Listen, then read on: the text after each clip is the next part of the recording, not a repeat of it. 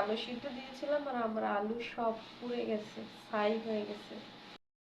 আমার আলুর অবস্থা কি বাজে অবস্থা, তাই না? বাজে আলুগুলো দিয়ে আমি আজকে ভর্তা বানাবো। আলুগুলো একদম পুরো ছাই ছাই হয়ে গেছে, অর্ধেক আলু আমি ফালাই দিছি, এই কয়েকটা আছে, এগুলা দিয়ে ভর্তাটা বানাবো।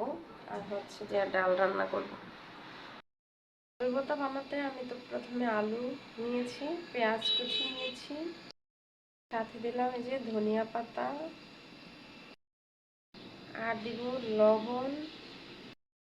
যেহেতু আমার আলু খুবই কম, তাই আমি 4টা মরিচ দিব, না হলে অনেক বেশি জাল হয়ে যাব।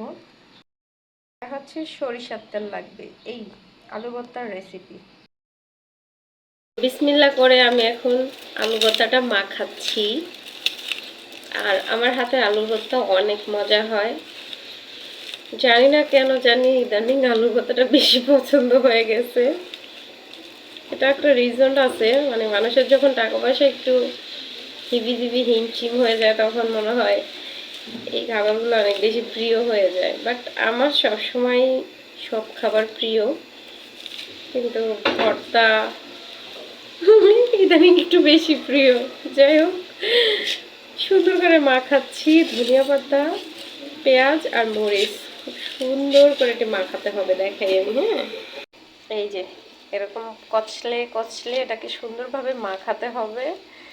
তারপর পেঁয়াজটা একটু ভালোভাবে নরম করে নিলাম ধনিয়া পাতার সাথে সরি। আর হচ্ছে যে আলুটা এখন মতে দেবো। কতগুলো আলু আমি সিদ্ধ করছিলাম, বাট পুইরা ছাই হয়ে গেছে। সুন্দর করে এটা মাখাবো। এই তো আমার আলু ভর্তা মাখানো কমপ্লিট। এখন দিয়ে দিব তেল। অনেকটা তেল দিছি, আমার একটু তেল বেশি বেশি দিলেই ভালো লাগে। আর এটা কিন্তু সকালের খাবার না গাইস, এটা আমি দুপুরবেলা খাবো, কারণ এখন প্রচুর রৌদ্র, আর এই রৌদ্র গরমের মধ্যেই আমি আলু ভর্তা খাচ্ছি। দেখো বাইরে কত রৌদ্র না। এই হচ্ছে আমার আলু ভর্তা। তো আমার আলু ভর্তা একদম কমপ্লিট হয়ে গেছে, আর এটা আমার হাজবেন্ডের অনেক বেশি প্রিয়। এদিকে আমার ডাল হচ্ছে, ডালের মধ্যে পেঁয়াজ কুচি দিয়ে দিলাম, আজকে টমেটো দিয়ে ডাল রান্না করব। এই তো আমার আলু ভর্তা রেডি। কি সুন্দর গ্রাম। শীতের মধ্যে আলু ভর্তা অনেক বেশি ভালো লাগে, তবে সকালবেলা, কিন্তু আমি খাচ্ছি দুপুরবেলা। যাই হোক, বাই বাই।